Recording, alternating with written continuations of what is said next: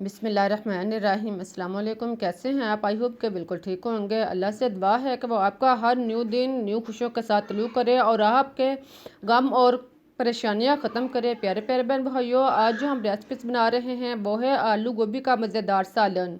आलू गोभी का सालन तो आप हर रोज़ बनाते और खाते होंगे। आज मैं आपके साथ शेयर कर रही हूँ आलू गोभी का सालन बनाने का बिल्कुल एक अलग और न्यू अंदाज़। उम्मीद है कि आपको मेरा ये तरीका पसंद आएगा। तो आइए चलते हैं और मिलकर शुरू करते हैं अपनी आज की रेसिपी। इसके लिए आप गोभी लें, एक फूल फ्रेश और ताज़ा अच्छी किस्म का आप फूल लें।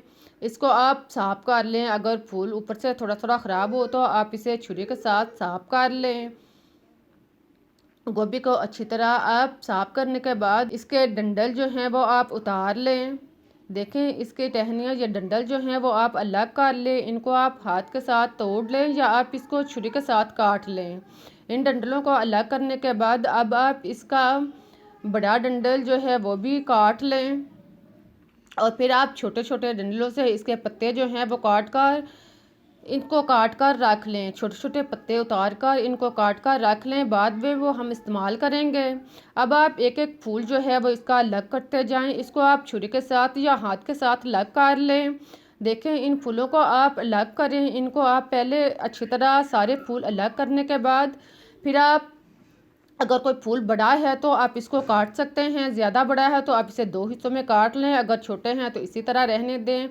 इन फूलों को काटने के बाद अब आप इसके बड़े डंडल जो हैं इनको काट लें।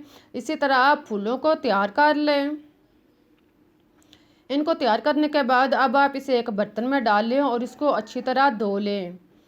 इसे 2-3 दफ़ा साफ़ पानी से अच्छी तरह धोएं ताकि इनके मैल और गिरदो गुबार जो है वो अच्छी तरह साफ़ हो जाए। इसे 2-3 दफ़ा अच्छी तरह हाथ से मिसलें और धो लें। फिर आप इसका पानी जो है वो उतार दें और किसी जालीदार बर्तन में डालें ताकि इसका पानी रिमूव हो जाए और आप इसको एक साइड पर रख दें। इसको धोकर एक साइड पर रख दें। अब एक अलग बर्तन या बाउल में आप मसाला जात मिक्स करें। इसमें सबसे पहले आप नमक 1 चम्मच लें। फिर आप सुरख मिर्च पिसी हुई आधा चम्मच शामिल करें और सुरख मिर्च कुटी हुई आधा चम्मच लें। इनको डालने के बाद आप इसमें हल्दी पाउडर आधा चम्मच शामिल करें। साथ में आप ज़ीरा पाउडर 1 चम्मच शामिल करें और फिर साथ में आप खुश्क धनिया पाउडर 1 चम्मच डालें। इसके बाद आप इसमें काली मिर्च पिसी हुई आधा चम्मच शामिल करें और फिर आप इसमें अजवाइन आधा चम्मच शामिल करें। इसको पहले अच्छी तरह साफ़ कर लें और इसको हाथ पर मिसल कर इसमें शामिल करें और साथ में कसूरी मेथी 1 चम्मच डाल लें।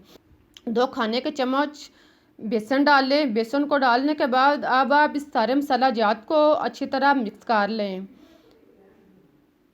मसाले को और बेसन को अच्छी तरह मिक्स करने के बाद अब आप इसमें दही आधा कप शामिल करें। दही मिक्स करें और साथ में आप 1 अदद लीमू लें। इसे काट कर 2 हिस्सों में कर लें और आधा लीमू का रस आप इसमें शामिल कर लें। इस लीमू का रस भी इसके अंदर और दही सारे मसाला जात को खूब अच्छी तरह यकजान करें। इसका अमेज़ा सा गाढ़ा सा बना लें। देखें, बिल्कुल इस तरह मसाले को खूब अच्छी तरह मिक्स करें और इस तरह का गाढ़ा सा बना लें। अब इस गारे को या मसाले को एक साइड पर रखें और बाकी आधा लीमू या 1 अदद लीमू जो है वो आप गोभी को ऊपर इसका रस निचोड़ें। लीमू के रस को गोभी को ऊपर डालने के बाद इसका रस डालने के बाद अब आप इसको अच्छी तरह मिक्स करें। लीमू का रस को गोभी के ऊपर अच्छी तरह लगाने के बाद अब मसाला जार जो हमने तैयार करके रखा हुआ था इसको उसके ऊपर लगाएं और इसे मिक्स कर लें।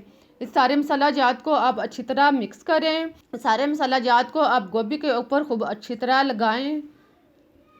इसे 2-3 मिनट तक खूब अच्छी तरह मसाले को गोभी के अंदर रचने बचने दें और इसे अच्छी तरह मिसलें। मसाले जो है वो गोभी के हर फूल पर अच्छी तरह लगना चाहिए। इसके बाद आप इसको ढाँप कर 1 घंटे के लिए रख दें। 1 घंटे के बाद देखें, अब हमारे गोभी जो है वो तकरीबन इसका सारा मसाला जात जो है वो गोभी के अंदर खूब अच्छी तरह रच बच चुका है। हमारी गोभी तैयार हो चुकी है।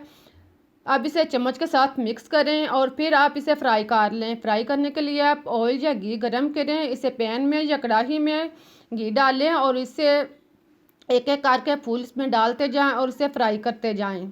बर्तन की रिक्वायर के मुताबिक सारे फूल इसमें डालें और फिर इसको फ्राई करते जाएं। साथ में इसको चम्मच से हरकत देते जाएं ताकि ये चारों साइड से अच्छी तरह फ्राई हों। इसे 4-5 मिनट तक फ्राई करें, दरमियानी आंच पर इसे फ्राई करें।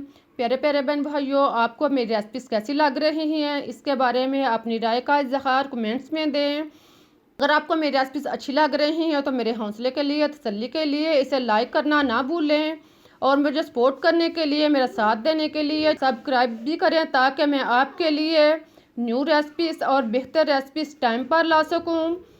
देखें हमारी गोभी जो है वो तैयार हो चुकी है। अब हम इसको निकालते हैं। गोभी का जब कलर चेंज हो जाए और इसे फ्राई हो जाए तो आप इसे निकाल लें। इसका तेल अच्छी तरह रिमूव करें। इसके बाद आप एक अदद आलू लार्ज साइज का लें, इसको बड़े बड़े टुकड़ों में काट लें और इसको भी फ्राई कर लें। इसको आप तेल में अच्छी तरह फ्राई करें। इसे 4-5 मिनट तक अच्छी तरह तेज़ आंच पर फ्राई करें और साथ में चम्मच से हरकत देते जाएं ताकि आलू के टुकड़े जो हैं वो अच्छी तरह ब्राउन हो जाएं।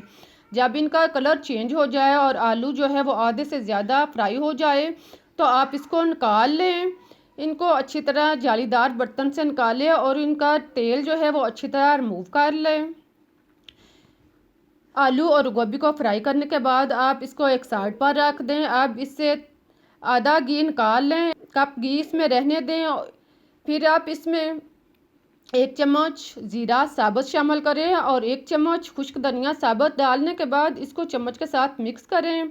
इसे आधे मिनट के लिए फ्राई करें। फिर आप इसमें 2 अदद या 1 बड़े साइज़ का प्याज लें, इसको चॉप या कटर कर लें। प्याज को डालने के बाद इसे ब्राउन करें। 1-2 मिनट तक चम्मच चलाएं और प्याज को फ्राई करें। जब प्याज का रंग चेंज हो जाए तो फिर आप इसमें अदरक और लहसुन का पेस्ट शामिल करें। अदरक और लहसुन डालने के बाद इसे 1 से 2 मिनट तक फ्राई करें और इसको अच्छी तरह मिक्स करें। इन सब चीज़ों को फ्राई करने के बाद अब आप इसमें मसाला जात, हम पहले गोभी में भी लगा चुके थे, अब हम थोड़ा थोड़ा मसाला और डालते हैं। इसमें नमक टेस्ट के मुताबिक, आधा चम्मच सुरख मिर्च और हल्दी पाउडर डाल लें और साथ में 3 से 4 अदद हरी मिर्च कटी हुई डाल लें। इन सब मसाला जात को डालने के बाद अब आप इसको मिक्स करें, चम्मच चलाएं और इसे फ्राई करें। साथ में आप 1 अदद बड़े साइज़ का टमाटर लें या 2 अदद दरमियाने साइज़ के, इसका पेस्ट डालें। इसको मसाले के अंदर शामिल करें और इसे मिक्स करें। इसके बाद आप इसमें मटर के थोड़े से दाने शामिल करें, इसको मिक्स करें और इसे चम्मच लाएं, इससे पकाते रहें। इसे 4-5 मिनट तक अच्छी तरह पकाएं और सारे मसाले को अच्छी तरह फ्राई करें। जब इसका घी जो है वो अलग होना शुरू हो जाए तो समझ लें हमारा मसाला जो है वो तैयार हो चुका है। अब आप इसमें फ्राई शुदा गोभी और आलू जो हमने करके पहले रखे हुए थे इसको इसमें शामिल करें। फ्राई शुदा गोभी को डालने के बाद अब आप इसमें चम्मच लाएं और इसको अच्छी तरह मिक्स कर लें। 1-2 मिनट तक आप चम्मच लाएं और सारे मसाला जात को इसमें मिक्स करें और 2-3 मिनट तक इसे पकने दें। साथ में आप गोभी के पत्ते जो हमने पहले काट के रखे हुए थे वो शामिल करें और फिर इसे मिक्स करने के बाद अब आप इसका ढक्कन बंद करें और इसे 10 मिनट के लिए लो आंच पर दम पर रख दें। 10 मिनट के बाद आप इसका ढक्कन दोबारा ओपन करें, चम्मच चलाएं, सालन को मिक्स करें, 2-3 दफ़ा चम्मच चलाएं। देखें हमारा सालन जो है वो तकरीबन तैयार हो चुका है, बहुत ही मज़ेदार और टेस्टी लग रहा है। इसको अच्छी तरह मिक्स करें। अब आप इसमें इसको अच्छी तरह मिक्स करने के बाद अब आप इसमें गरम मसाला पिसा हुआ शामिल करें और साथ में कटा हुआ हरा धनिया 2 से 3 खाने के चम्मच शामिल करें और फिर इसको मिक्स करें। इसको मिक्स करने के बाद 1-2 मिनट के बाद चूल्हा बंद कर दें। अब हमारा मज़ेदार और चटपटा सालन तैयार हो चुका है, जिसे देखते ही मुंह में पानी आना शुरू हो गया है। ये देखने में ही कितना अच्छा लग रहा है, खाने में यकीन करें बहुत ही मज़े का और टेस्टी है। आप एक दफ़ा ये बनाएंगे तो बाकी सारे तरीके हमेशा के लिए भूल जाएंगे। आप एक दफ़ा ये रेसिपी ज़रूर ट्राई करें, इंशाल्लाह आपको अच्छी लगेगी। अब आप इसे रोटी के साथ खाएं या नान के साथ, जैसे भी आप खाएं। देखें सालन गला भी है और मज़े का तैयार भी हुआ है। अब आप इसे मज़े के साथ नोश करें। मुझे इजाज़त दें, फिर मिलते हैं एक नई रेसिपी के साथ। तब तक के लिए अल्लाह हाफिज़।